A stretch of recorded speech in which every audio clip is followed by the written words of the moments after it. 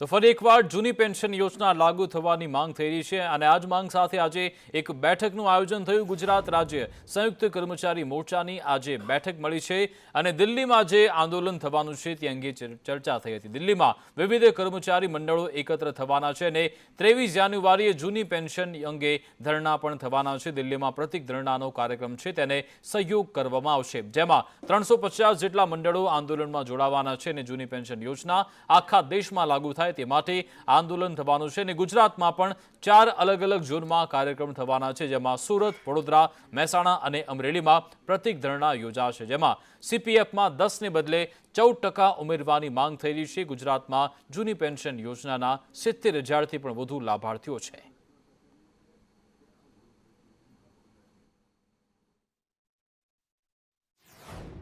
એટલે રેલવેથી માંડી આખા દેશના બધા મંડળો એક થયા છે અને અત્યારે એ પ્રતિક 24 કલાક અહીંયા દિલ્હીના ધરણાના કાર્યક્રમ રહેશે અને સમર્થન કરવા માટે એને અપીલ કરી છે બધા રાજ્યોને।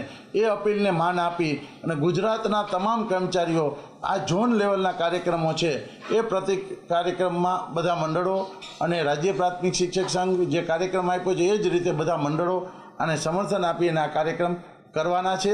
આવનાર લોકસભા પહેલાં સરકારે એક કમિટી બનાવી છે કેન્દ્રમાં, એમાં ઝડપથી અમારી આ માંગણી સ્વીકારવામાં આવે અને સમગ્ર દેશના કર્મચારીઓને જૂની પેન્શન મળે એના માટે અમારે આજે રણનીતિ જે દેશ લેવલે જે કાર્યક્રમ આપવામાં આવશે મહામંડળો દ્વારા એને સંપૂર્ણ સમર્થન આ ગુજરાતના તમામ મંડળો 350 મંડળ છે એના મહામંડળ ત્રણેય છે એ મહામંડળ છે એ સમર્થન દેશના તમામ આંદોલનના કાર્યક્રમમાં આપવાના છે। તો જૂની પેન્શન યોજનાને લઈ આજે શિક્ષણ મંત્રી કુબેર ડિંડોરે પરોક્ષ રીતે ખૂબ જ સૂચક નિવેદન આપ્યું છે। તેમણે કહ્યું, ભારતીય જનતા પાર્ટીની સરકાર જ જૂની પેન્શન યોજના અમલમાં મૂકશે અને ટૂંક સમયમાં તે શરૂ થાય તેવી પણ શક્યતા છે। આ અંગે તૈયારી ચાલી રહી છે। ભાજપની સરકાર જ જૂની પેન્શન યોજના ફરી શરૂ કરશે અને તારીખ અમે જાહેર નથી કરતા, પરંતુ આ કાર્ય ભાજપ સરકાર જ કરશે તેવો દાવો કુબેર ડિંડોરે આજે કર્યો। વિભાગોના કર્મચારી છે, આપણું શિક્ષણ વિભાગ એટલું નથી એમાં, પણ આમાં નેતૃત્વ બધા આપણે લઈએ છીએ, એમાં નેતાગીરી આપણે લઈએ ને આમાં પાછા બધા આપણે, પણ બાકી તો 26 વિભાગો છે ભાઈ, બધા તમામ કર્મચારીનો પ્રશ્ન છે અને એ પણ આપણી સરકાર જ, ભાજપ સરકાર જ, આપણે જ કરીશું। નરેન્દ્રભાઈ મોદી સાહેબ જ કરશે, વૈશ્વિક નેતા છે। ફરીથી ચૂંટણી આવવાની છે એપ્રિલ મેમાં, મોદી સાહેબ સ્પષ્ટ બહુમતીથી ફરીથી દેશના વડાપ્રધાન બનવાના છે, એમાં કોઈ બેમત નથી। એટલે પેલું રામ મંદિરનું નિર્માણ થઈ ગયું ને, હવે 22 તારીખે એનું ઓપનિંગ ઉદ્ઘાટન, એટલે પહેલાં આપણે કહેતા ને કે મંદિર વહી બનાએંગે લેકિન તારીખ નહીં બતાએંગે, એવું હતું ને। એટલે તારીખ બતાવ્યા વગર કામ કરીશું, ચિંતા કરતા નહીં એ બાબતમાં, એમ કહું છું તમને। 22 તારીખ છે ને પેલી આ GPF CPFની વાત કરું છું, કરું અમે, પણ તમે ટાઈમ પેલું ચૂંટણી પહેલાં ને એના પછી એવું ના કરતા, કરવાનું આપણે જ છે, એટલે તારીખને અમે તારીખ જાહેર નહીં કરતા। તો આ અંગે કોંગ્રેસે પણ સરકાર પર પ્રહાર કર્યા છે। અમિત ચાવડાએ કહ્યું કે જો જૂની પેન્શન યોજના લાગુ કરવાની હોય તો આ વાત પછી મુખ્યમંત્રીએ કહેવી જોઈએ। શિક્ષણ મંત્રીનું નિવેદન સરકારનું કે પછી વ્યક્તિગત નિવેદન છે તેવો સવાલ પણ અમિત ચાવડાએ કર્યો હતો।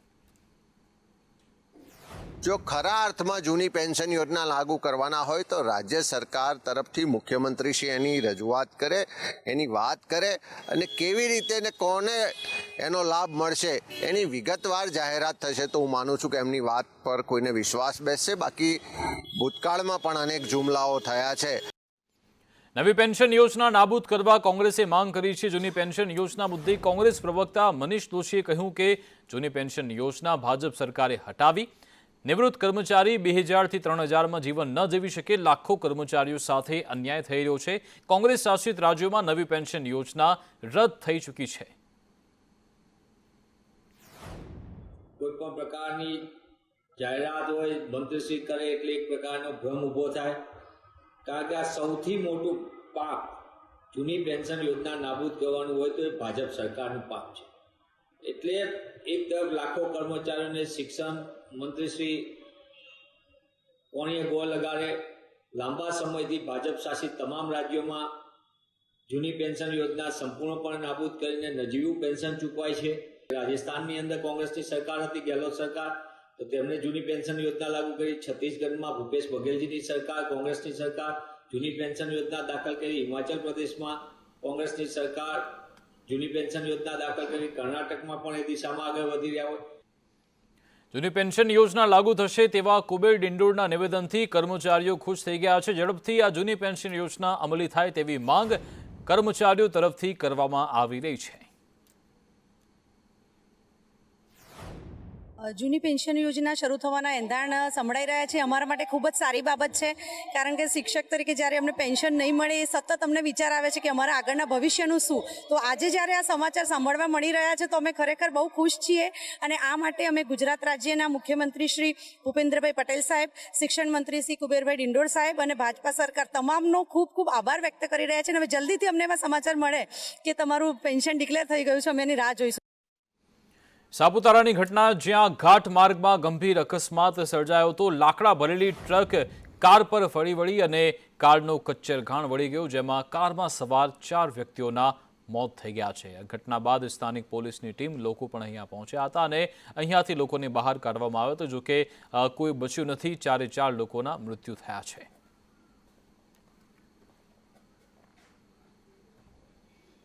તાપીમાં ઉચ્છલ નિજર હાઈવે પર પણ અકસ્માતની ઘટના બની, જ્યાં માણેકપુર પાસે ટેમ્પો અને કાર વચ્ચે અકસ્માત થયો હતો. કારમાં સવાર 4 લોકોને ખૂબ જ ગંભીર ઈજાઓ પહોંચી છે. કારમાં સવાર તમામ લોકો સુરતના રહેવાસી હોવાનું જાણવા મળ્યું છે. ઉચ્છલ પોલીસે આ અંગે તપાસ હાથ ધરી છે.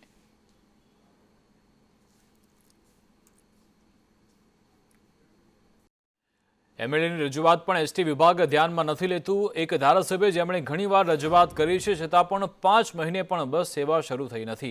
ગુંડીચા ગામની શારદા મંદિર પાસે બસ શરૂ કરવા માંગ થઈ રહી છે. એમએલએ અભયસિંહ તડવીએ મંત્રી હર્ષ સંઘવીને આ અંગે રજૂઆત કરી હતી, જોકે કોઈ નિર્ણય કરાયો નથી. જીએસઆરટીસીના એમડીને પણ પત્ર મોકલ્યો, છતાં પણ બસ સેવા શરૂ કરાઈ નથી.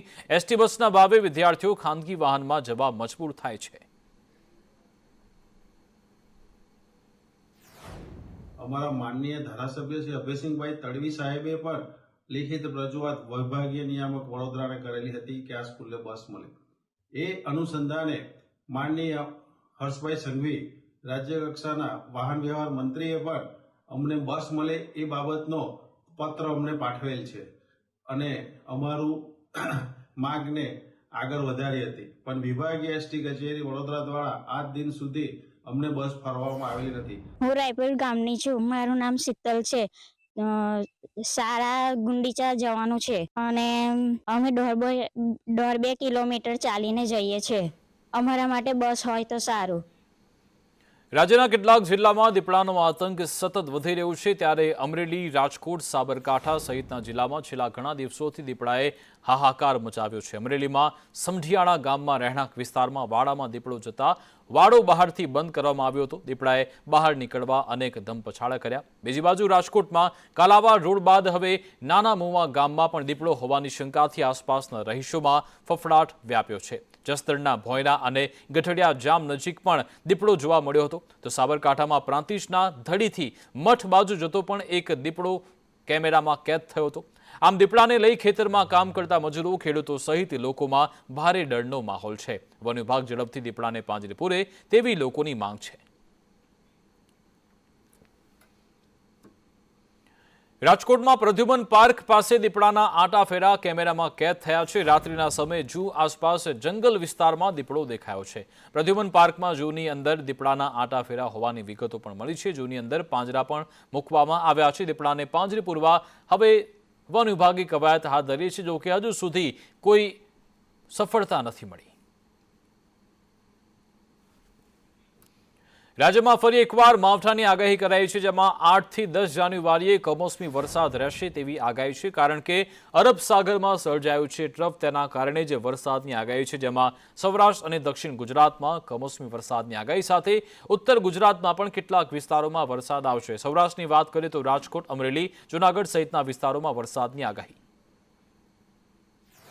तो मौसम मुख्य तौर पे जो है अगले 4 दिनों तक ड्राई रहेगा और 5वें, 6ठे, 7वें दिन जो है गुजरात में जो है लाइट रेन होने की संभावना बन रही है, जिसमें गुजरात में जो है 5वें, 6ठे, 7वें दिन जो कि 8, 9, 10 को लाइट रेन के चांसेस हैं और सौराष्ट्र में जो है 8, 9 तारीख को जो है कुछ हिस्सों में जो है लाइट रेन की प्रोबेबिलिटी बनती दिख रही है। तो રાજ્યમાં કડકડતી ઠંડીનો ચમકારો અનુભવાઈ રહ્યો છે। 21 શહેરો છે જ્યાં તાપમાન 16 ડિગ્રી આસપાસ નોંધાયું, જ્યારે કે 8.2 ડિગ્રી તાપમાન સાથે નલિયા સૌથી ઠંડુ શહેર રહ્યું છે। અમરેલીમાં 10 ડિગ્રી તાપમાન, જ્યારે કે પોરબંદર અને કેશોદમાં 11 ડિગ્રી તાપમાન નોંધાયું છે। રાજકોટ અને ડીસામાં તાપમાન 11 ડિગ્રી નોંધાયું છે, જ્યારે કે સુરેન્દ્રનગર અને કંડલામાં 12 ડિગ્રી તાપમાન, મહુવામાં 13 ડિગ્રી, વલ્લભ વિદ્યાનગરમાં 15 ડિગ્રી તાપમાન નોંધાયું છે।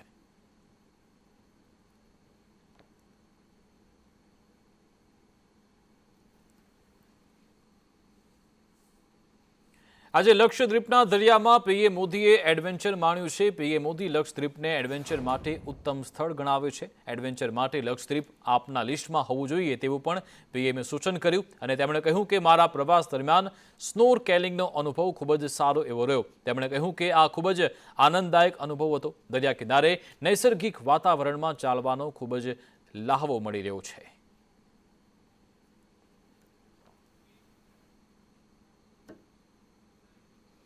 તો આખરે ડ્રેગને પણ ભારતના ગ્લોબલ પાવરનો સ્વીકાર કર્યો છે। ચાઇનાના મુખપત્ર એવા ગ્લોબલ ટાઇમ્સમાં પીએમ મોદી સરકારના વખાણ થયા છે। અહીંયા લખાયું છે કે ભારત હવે વ્યૂહાત્મક રીતે વધુ આત્મવિશ્વાસ ધરાવે છે, દેશના નેરેટિવને ડેવલપ કરવા માટે વધુ એક્ટિવ છે તેવું ગ્લોબલ ટાઇમ્સે પોતાના લેખમાં જણાવ્યું। ભારતની વધતી આર્થિક અને વ્યૂહાત્મક તાકાતનો પણ સ્વીકાર ચાઇનાએ કર્યો છે। પીએમ મોદીના નેતૃત્વમાં આર્થિક અને વિદેશ નીતિમાં સકારાત્મક ફેરફાર પણ આવી રહ્યો છે અને ફેરફાર નોંધ્યો છે ગ્લોબલ ટાઇમ્સે।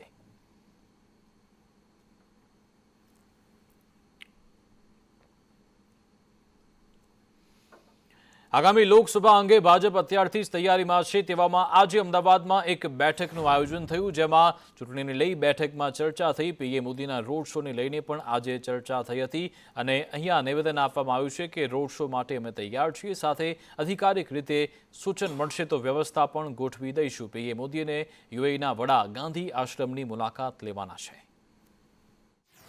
આગામી લોકસભાની ચૂંટણીના નગારા વાગી ચૂક્યા છે, ત્યારે 4 દિવસ પહેલા ગાંધી કોબા કમલમ ખાતે જે મીટિંગ મળી હતી અને મીટિંગમાંથી નીચે લઈ જવાના જે પ્રોગ્રામો છે, કાર્યક્રમો છે, કરવાના કામો છે, કાર્યાલયો ખોલવાના છે, આની માહિતી આપી અને લોકસભાની તૈયારીના ભાગરૂપે આ મીટિંગ છે।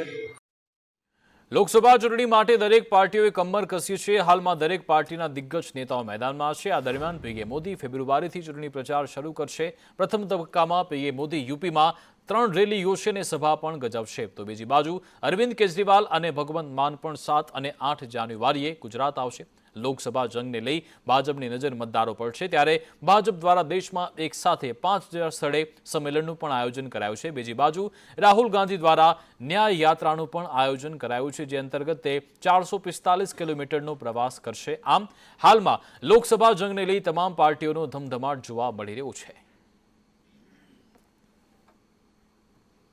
રાજ્યમાં મતદારોની સંખ્યા વધી રહી છે, તેવામાં નવા 6.89 લાખ મતદારો ગુજરાતમાં નોંધાયા છે। હાલ રાજ્યમાં કુલ 4,94,00,000 જેટલા મતદારો છે, જ્યારે કે 2,54,732 જેટલા પુરુષ મતદારો અને 2,39,243 મહિલા મતદારો છે। સાથે સાથે 1,503 જેટલા થર્ડ જેન્ડર મતદારો પણ ગુજરાતમાં નોંધાયા છે।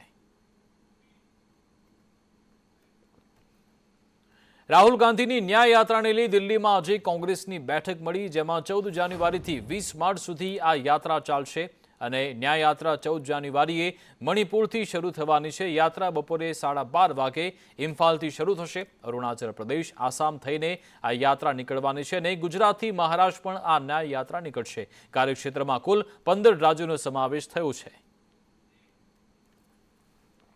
સમાચાર ભાવનગરથી, જ્યાં માર્કેટિંગ યાર્ડમાં ખેડૂતોએ આજે હોબાળો કર્યો। ડુંગળીના ભાવ ગગડતા ખેડૂતો પરેશાન થયા અને ભાવમાં 100થી વધુનો ઘટાડો થતા હરાજી બંધ કરવામાં આવી હતી। ભાવ ઘટતા ખેડૂતો આક્રમક મોડમાં જોવા મળ્યા।